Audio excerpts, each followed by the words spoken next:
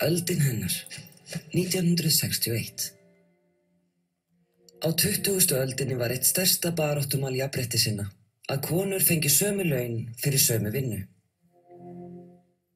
Jóhanna Egilsdóttir, frumkvöðull í verkalýðsbaráttu, barðist ötullega fyrir lagasetningu sem tryggði þessi réttindi. Gott kvöld.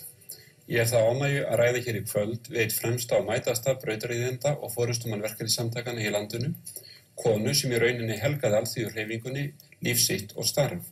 En segðu mér, Jóhanna, hvenær ferð þú að koma við sögu í Verkakvennafélaginu? Ég gekk nú í Verkakvennafélagið 1917. Kjör og aðbúnaður verkakvenna var víst afleitur á þessum árum. Já, ég hafa náttúrulega svipaður og hjá karlmönnum, nema það var yfirleitt að þær höfðu vissa vinnu þegar það fóru að vinna í fiskinum. Aðalvinna var fiskurinn, bæði uppskipun og vaskan og náttúrulega staflunum upp og síðan að breiðan. Þetta var aðalvinna sem konur höfðu og það var að fara í laugar með tunnu sekk af þvotti og eitthvað svoleiðis. Þetta verið afar erfið og kalsum vinna sem satt yfirleitt fyrir verkakonur á þessum árum. Það var alveg hræðilegt. Þú vannst allan tíman, var það ekki meira og minna sem verkakonu? Jú, ég gerði það. Já, við skúringar eða hvað? Ég skúringar, ég fór á morgnana snemma og var svona búin þegar hínu var að koma á fætur. Já, hvað varstu gömul þú hættir að skúra? Já, ég hætti alveg því ég var 65 ára. 65 ára, já. Amma mín, hún varði allri sína ævi að berjast fyrir réttindum og kjörum fátækra og verkafólks og henni var mjög ofarlega í huga jafnrétti kynjanna, launajafnréttið.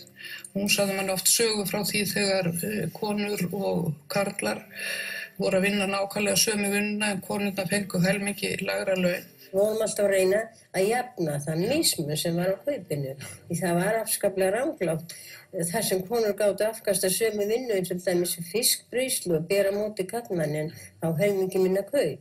Í byrjunin var kaupið 50% af karlmannskaupi. Og þetta vorum við náttúrulega að streða við að jafna einhverjum einustu samningum, alla tíð. Og það gekk nú misjánlega, stundum fengum við í óskup lítið og náttúrulega oft ekki neitt. Hún ásamt konunum í Verkakvennafélaginu, hún var í marga áratugi formaður Verkakvennafélagsins Framsóknar, settu sér það markmið að vinna að fullu launajafnrétti kynjanna, það sé lagalegu launajafnrétti kynjanna. Og það settu það sem skilyrði við stuðningi við viðreisnarstjórnina 1961, Sjálfstæðisflokksins og Alþýðuflokksins, að ná fram þessu launajafnréttis frumvarpi. Og það var niðurstaðan að það mál varð að lögum á 6 árum, þannig að hún taldi nú að það mál var alveg í höfn. Og svo þegar ég fór á þing, þá var hún orðin sannlega 94 ára gömul og ég byrjaði fljótlega að berjast fyrir jafnréttismálunum og sérstaklega launajafnréttinu. Og hún skildi ekkert í því og sagði við mig, Jóhanna mín, af hverju ert þú nú að berjast í þessu launajafnréttismáli? Ég kom þessu öllu í gegn þarna því ég var að berjast fyrir þessu á sínum tíma. Þá skildi hún ekki að atvinnurekendur fundu bara aðra leið til þess að halda við launamisréttinu með alls konar duldum greiðslum og sporslum og fríðindum. Og það var mjög erfitt að fá hann alltaf að skilja þetta. Ég man að hún fór alltaf í kröfugöngu.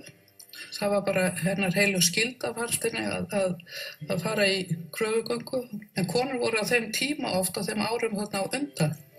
Þegar hún var nú að byrja sína baráttu, þar voru svo hræddar við atvinnurekendur, þær þorðu ekki í kröfugöngu. Ég man að hún sagði að ein kona hefði einu sinni sagt við sig, sem var á lágum launa þarna verkakona, allt skal ég gera fyrir því Jóhanna mínum ekki fara í kröfugönguna. Sést bara hvað voru hræddar við atvinnurekendur. En hún var alveg fram til síðasta dags var hún með hugan við svona jafnréttismáli, jafnaðarstefnu og jöfnuð í samfélaginu.